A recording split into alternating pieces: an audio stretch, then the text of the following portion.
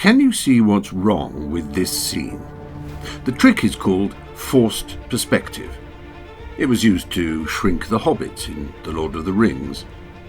Deceptive framing has also created false assumptions about the EU, some very dark and some comical.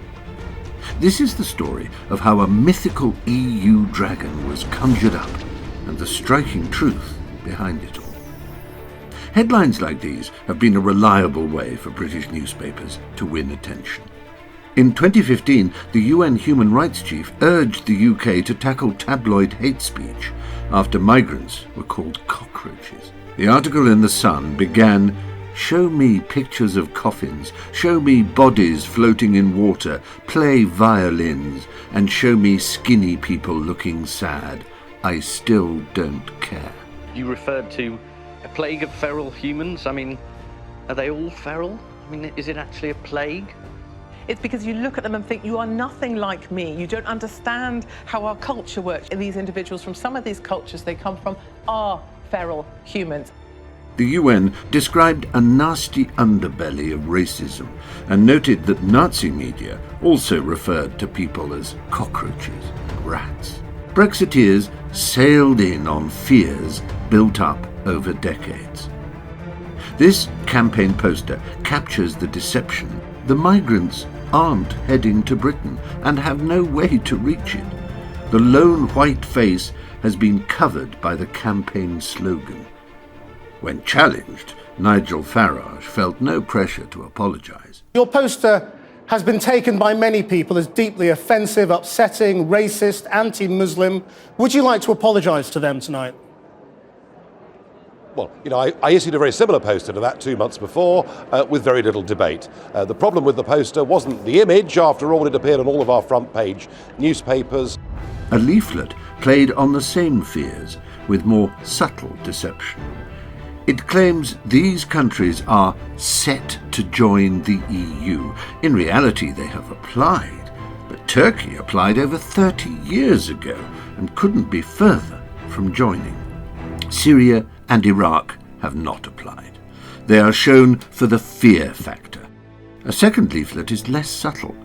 Turkey and Iraq are almost the same colour. The arrow, part of the visual language of invasion, includes all the colours of the region. Let's move the camera for a clearer view. This is what the NHS spends by age group. Add education and pensions, and we have half of all government spending. These are the demographics of immigrants. They are exactly what Britain needs to support its ageing population. There is overwhelming consensus among economists that immigration is good for Britain's economy.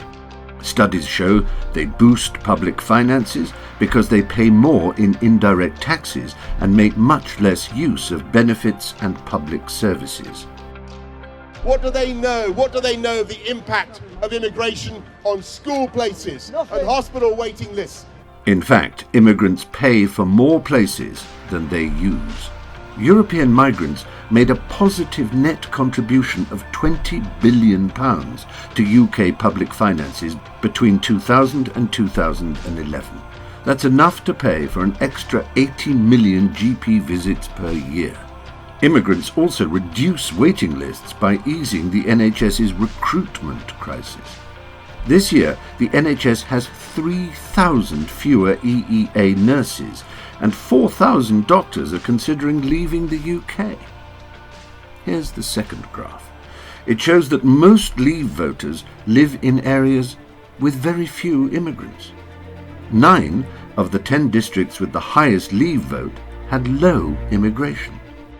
Lambeth in London, which recorded the highest Remain vote of 78%, saw a net annual influx of 4,598 immigrants, while Castle Point in Essex saw only 81 new immigrants, but 72% of people there voted Leave.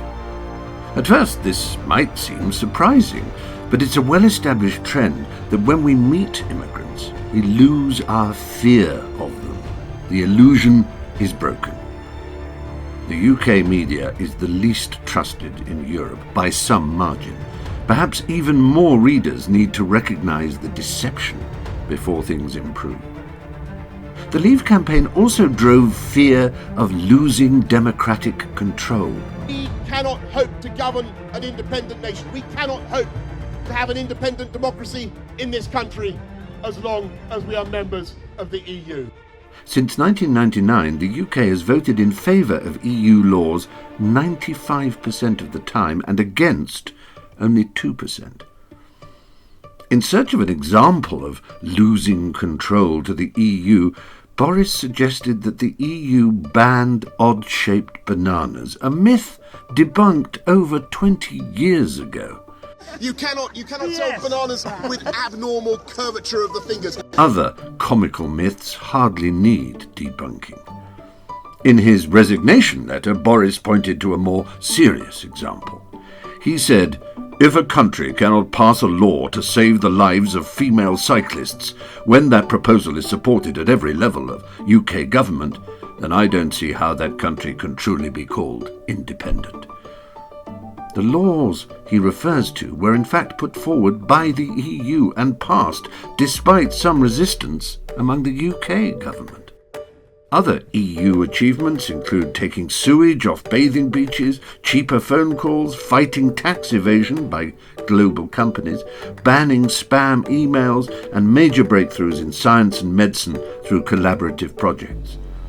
But for Boris, the EU was like an alien force taking over Britain. Let's fight against the great complacent, glutinous armies of the establishment. We can win. We can win on June the 23rd.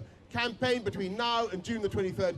Take back control of our country. Vote Leave, and let's make sure that June the 24th is Independence Day. The framing of Boris and his colleague Jacob Rees-Mogg as fighting the establishment was also very forced. Jacob's father was the editor of The Times. In his own words, he was effectively born into the establishment.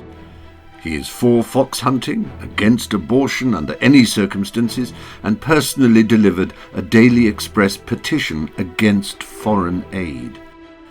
But the message resonated with people who had suffered years of income stagnation while the rich had grown richer. The Leave campaign blamed this on immigration. But studies show immigration does not deflate wages, and the real causes are well established. The 2008 financial crisis and government policies criticised by the UN as failing to promote social mobility. People without degrees, perhaps feeling trapped at the wrong end of income inequality, were far more likely to vote Leave. Central London is the EU's richest region, and yet 30% of UK children live in poverty. 100,000 more have fallen below the poverty line in 12 months. Boris and co seem unlikely candidates to deviate from this path.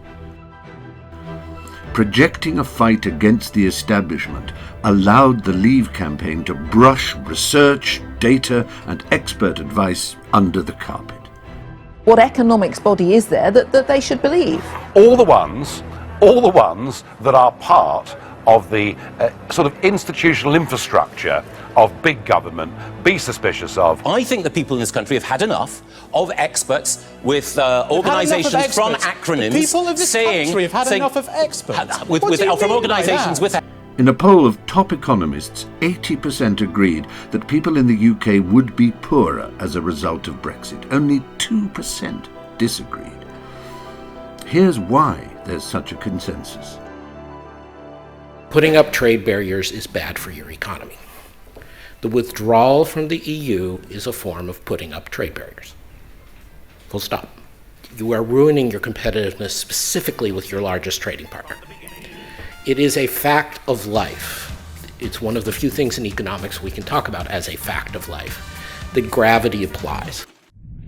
The UK trades more with Ireland than with China. Yet Jacob Rees-Mogg says a no-deal Brexit would boost the economy by £1.1 trillion. Trump has, of course, employed a similar trick, branding the whole mainstream media as fake and projecting his own alternative facts. Perhaps the Leave campaign's greatest trick, after dishonestly sowing and stoking so much groundless fear themselves, was to steal from that cheap Trump playbook and accuse Remainers of being guilty of their crimes. Just as Trump, the master creator of false facts, shouts fake news at whatever goes against his agenda, so the Brexiteers, the arch-instigators of electoral fear themselves, routinely labelled all the warnings from experts Project Fear. Expert warnings which have come starkly true throughout this shambles of a negotiation period.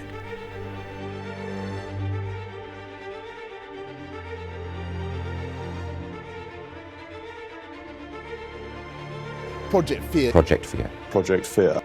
The truth is beginning to outshine the mythical dragon of the EU. Polls show that most people would now rather remain in Europe, and there is increasing support for a vote on the final deal, something Jacob Rees-Mogg once supported. And you could have 2 referendums, and as it happens, it may be more sense to have the second referendum after the renegotiation is completed. Should the will of the people change when they have clearly put their deal before them, would he respect that will of the people? If in 30 years' time the UK wants to rejoin, that would be a matter for the electorate then. But this result must be respected and it must be implemented. Perhaps in a final vote, facts would start to overcome fears. Wouldn't that be a win for informed democracy?